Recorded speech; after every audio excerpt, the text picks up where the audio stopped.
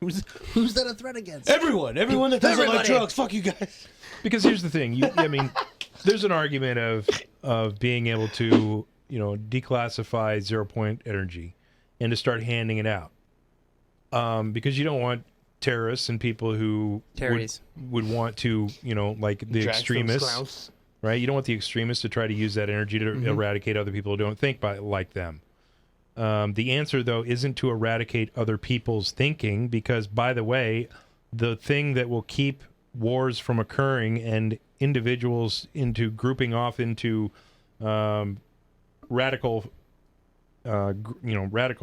subgroups is the ego itself, the ego that wants to remain special and remain that it knows everything and that it has the special knowledge and that it has the special belief or whatever. You kill off the people who don't think like you, and then all of a sudden it's just going to automatically happen again. So you're having a never-ending cycle of war based on the physiology of the human brain, the human mind, and the sickness that occurs within us as a species. You cannot stop the human spirit. Yeah, you cannot work with it or go away.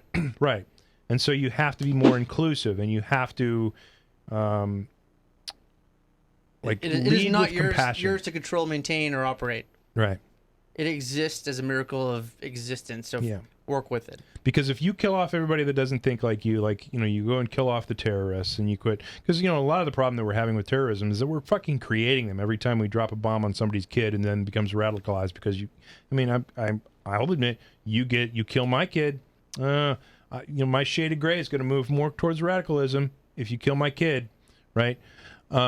I may not get there because I'm a pretty peaceful dude, but the reality is if we stop with that whole process, we stop with that whole cycle, we could cure a lot of the world's ills. And if we start handing out energy to where it's not such a struggle to fucking survive, that gets us... There's an amazing group. So in college, I studied religion a lot. I studied the Israeli-Palestinian conflict a lot. And one of the things that will forever be stuck with me is a group of parents on the Israeli side and the Palestinian side that have both lost their sons or daughters to the fight, and they have vowed to work together to find peace.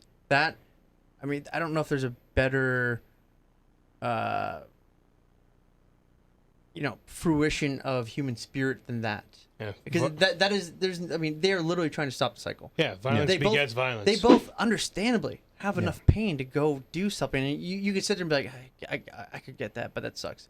But they sit there and they come together and be like, hey, we both lost children to this fight. How do we find peace? Yeah, that's hard. That's the hardest thing to do. It is. Because you've lost a hardwired portion of your sense of self at that point. Yeah, I mean, some of the individuals I ran into, especially my last deployment too.